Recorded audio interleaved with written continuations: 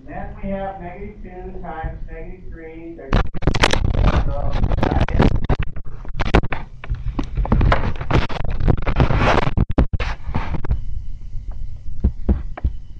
now this is where you get the rule of addition.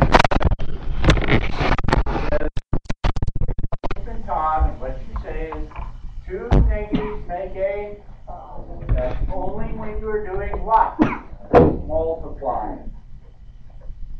If I'm adding -2 plus -3 is -5.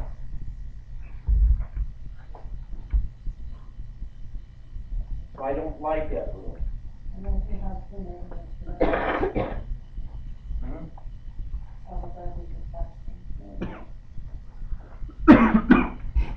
Alright. So then if I have 2 times 3, that's 1 negative sign, it's -6. Alright, so what happens if I have -2 times -3 times 8?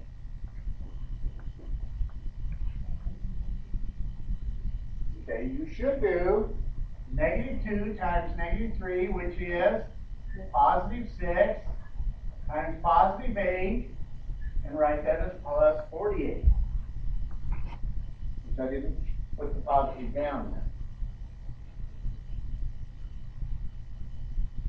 And you should show that extra step.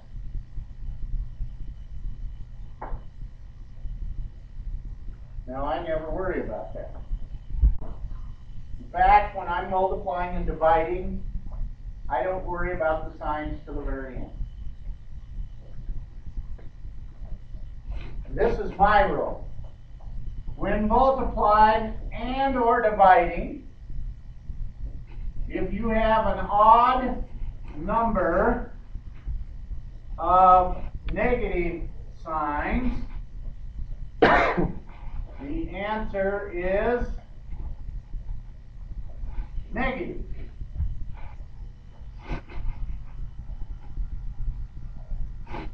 And everybody should know what an odd number is. What's an odd number? 1, 3, 5. And if you have an even number of negative signs, the answer is positive.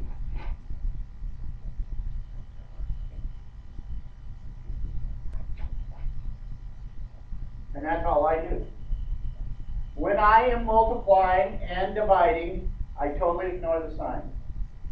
If I have a problem like this, I'm going to do 2 times 3 times 8. I'm going to do it in my head. What's 2 times 3 times 8? 48. I'm going to write 48 down there, leaving myself a little room, and I'm going to go back and count the negative signs. How many negative signs did I have to begin with? 2. Is that an odd or an even number? If it's an even number, the answer is? So I'm going to just write that as positive, or I'm going to leave it as 48. That's what I do. The book wants you to take 2 at a time and look at positive, negative, negative, negative. I just do it all at once. It saves myself a lot of time and a lot of effort. Because then all I have to do is concentrate on what am I doing. So if I had -2 times -3 divided by -12. I totally ignore the signs. It's multiplying and dividing. I do 2 times 3, 6 divided by 12, which is 1/2. Now notice I left myself a little room. How many negative signs did I have in the original problem? 3.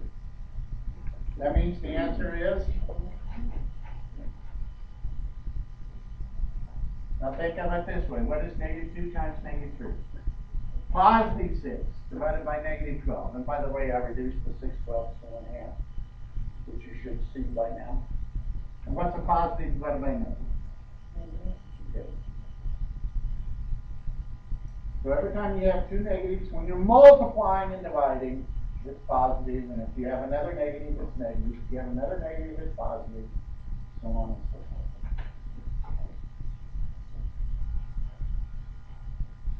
That's real tough. You just got to keep The rules for multiplying and dividing separate from addition and subtraction. And that's where people will get messed up. They'll start messing this one up. What is the answer to that one? -11. Because if I tell you to do this, what's the answer to that? Positive, right? And you'll get the idea that two negatives always make a positive. But it doesn't. Two negatives only make a positive when you are multiplying and dividing.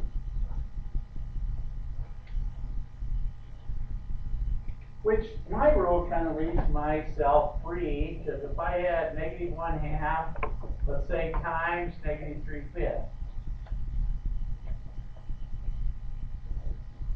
How do I do it? I do 1/2 times 3/5. And how do you multiply? Straight across. 1 times 3 is 3, 2 times 5 is 10. That's the other rule people do like that. They try to, when they're adding, try to add the denominator. Okay, now I got a negative times a negative. Two negatives make a. So the answer to this is positive 3. I have a question on your -3 minus 8. Have you got 8 be a positive? Or is it a negative? The answer is -11, but I thought that it was still a positive.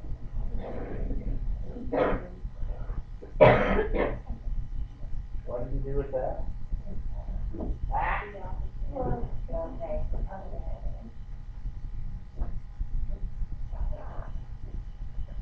You gotta keep that in your head. Okay? Well, that's where I got confused on the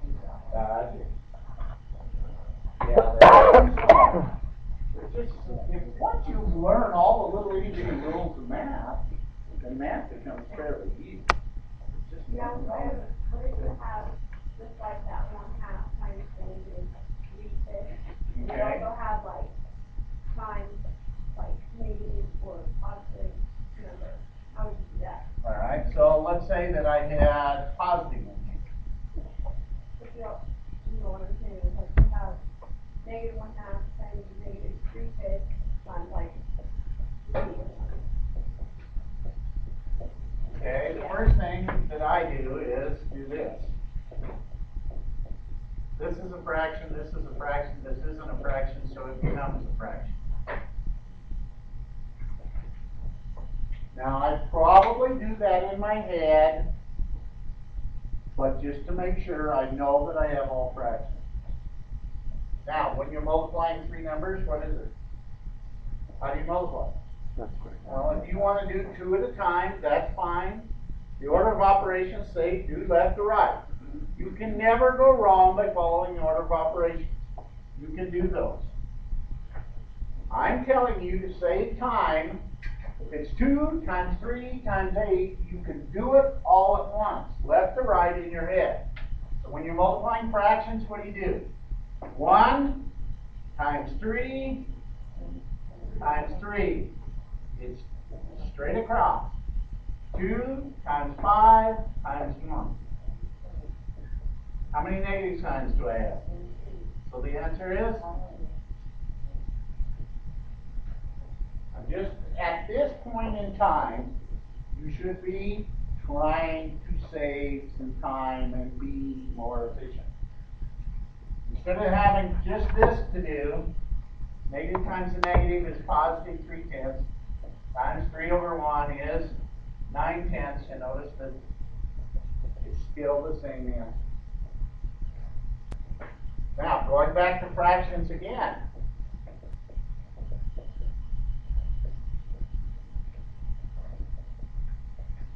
I'm going to do a big, long problem here.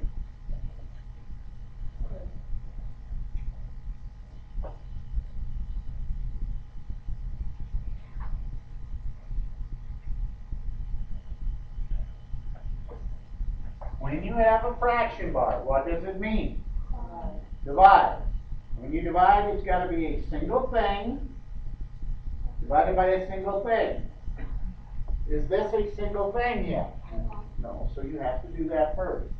How do you do negative 3 1/2 times 7 1/8? They got to be in proper fractions. If any part of the number is a fraction, the whole thing has to be. That's 7/2, and that's negative. Times, how much is that? 56 plus one more,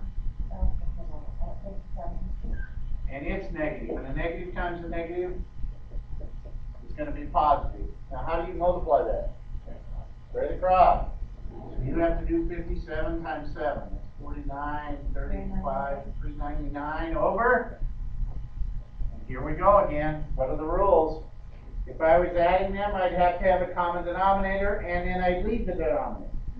And when I multiply, what do you do with the denominator? Multiply. 2 times 8, 16.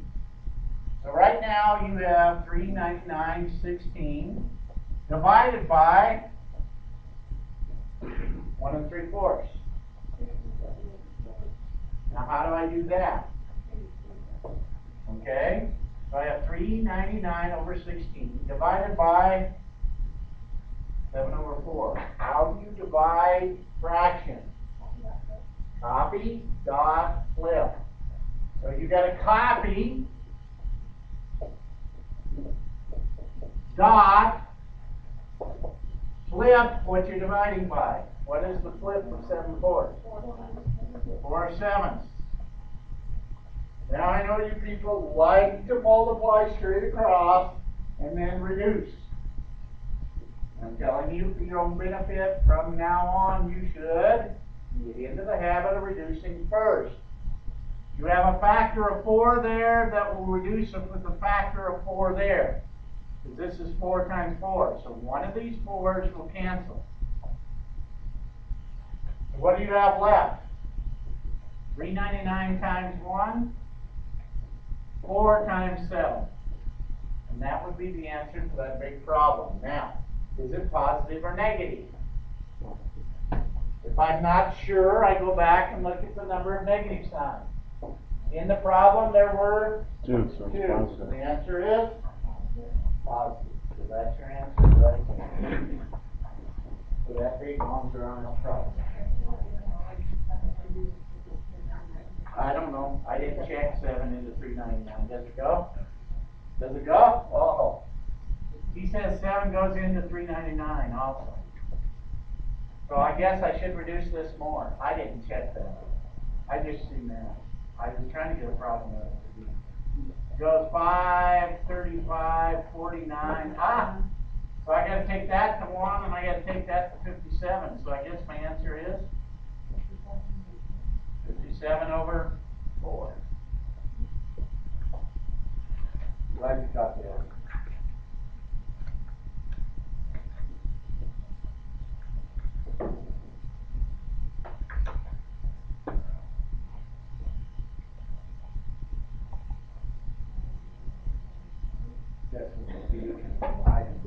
At this point, I don't care. How do I change that to a mixed number? 57 divided by 4. Now, if that was 4/57, would I still take 57 divided by 4? So that's one problem. So what is that? 14 and your calculator would probably come up with 14.1.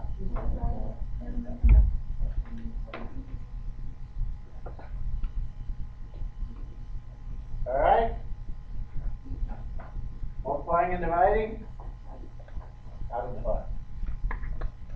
Go ahead. Finish your question. How to copy. Dot flip. Right. Multiply by the inverse. It's kind of like subtraction. We don't subtract, we do what? We add the opposite, right? When we're dividing, we really don't divide, we multiply by the opposite. And what's the opposite of the multiply? That's the flip. Okay.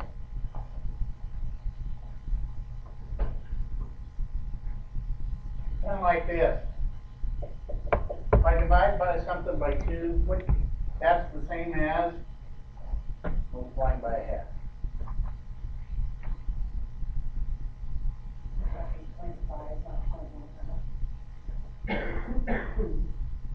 Multiply. Oh, okay. Thank you. How's that?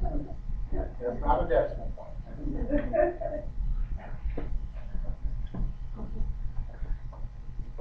All right, let's take a break. We'll hit some exponents, and we'll hit the order of operations.